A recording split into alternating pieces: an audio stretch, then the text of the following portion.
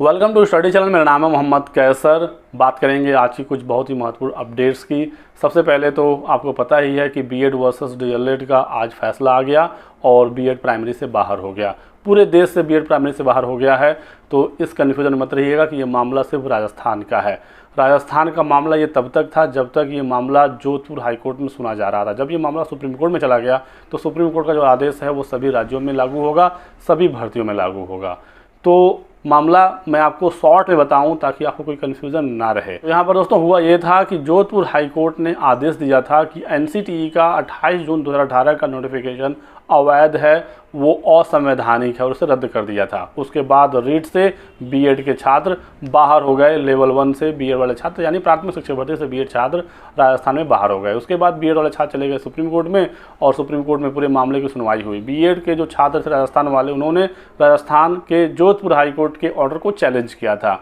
लेकिन जब पूरी सुनवाई हो गई और 12 जनवरी को इसी साल जब सुप्रीम कोर्ट ने ऑर्डर रिजर्व कर दिया, तो आज जाकर उसका ऑर्डर आया है और सुप्रीम कोर्ट ने ये कहा है कि माननीय जोधपुर हाईकोर्ट का ऑर्डर में कोई बदलाव नहीं है, वो जारी रहेगा। यानी कि जोधपुर हाईकोर्ट का जो ऑर्डर था उसे सुप्रीम कोर्ट ने सही माना है।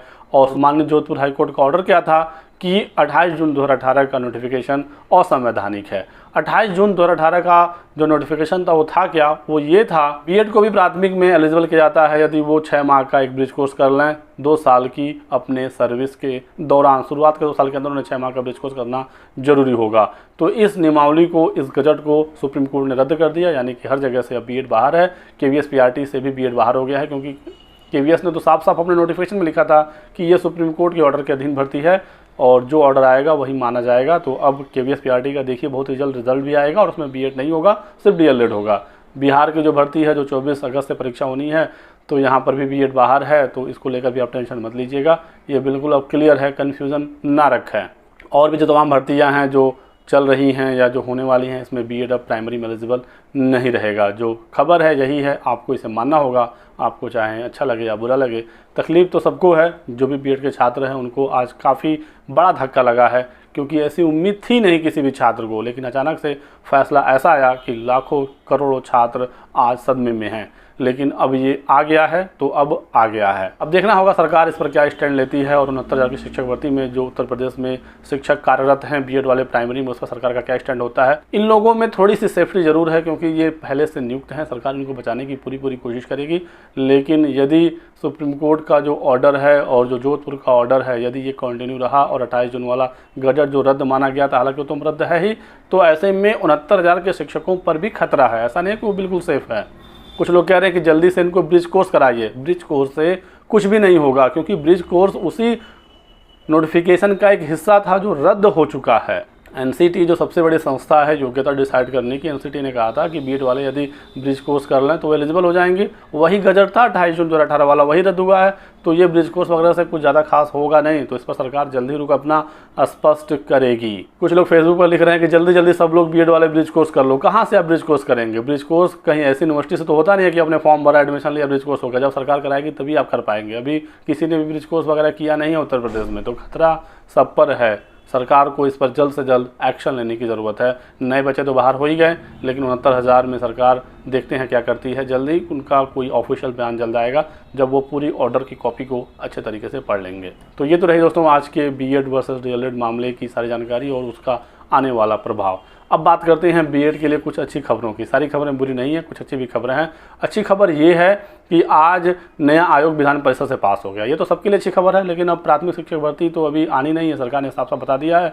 तो टीजीटी पीजीटी के लिए उम्मीदें अब बढ़ गई हैं, क्योंकि 2022 वाली परीक्षा भी अब जल्द हो सकेगी, क्योंकि नया आयोग विधान परिषद से पास हो गया। खबर है कि 1 सप्ताह के भीतर ये राज्यपाल भी इस पर हस्ताक्षर कर देंगे, फिर ये विधेयक कानून बन जाएगा और ये नया आयोग बिल्कुल तैयार हो जाएगा। फिर सबकी नियुक्तियाँ हो जाएंगी जल्दी जल्दी। अध्यक्ष की, सदस्य की कम से कम 2 महीने तो लगेंगे, लेकिन 2-2.5 महीने में सारा प्रोसेस पूरा हो जाएगा और नवंबर तक ये आयोग तैयार हो सकता है। दिसंबर में 2022 टीजीटी पीजीटी और असिस्टेंट प्रोफेसर की परीक्षा हो सकती है। आप लोग यही मानकर अपनी तैयारी करिएगा। यदि कुछ डिले हुआ तो ये अगले साल जनवरी फरवरी में भी जा सकता है, लेकिन आपको मानकर चलना है कि दिसंबर तक आपकी परीक्षा हो जाएगी और उसके बाद अगले साल नए पदों पर भी विज्ञापन देखने को मिलेगा। क्योंकि अभी हाल ही में सवाल पूछा गया था विधानसभा में, या माध्यमिक शिक्षा मंत्री बताने की कृपा करेंगे कि कितने पद टीजीटी पीजीटी के रिक्त हैं।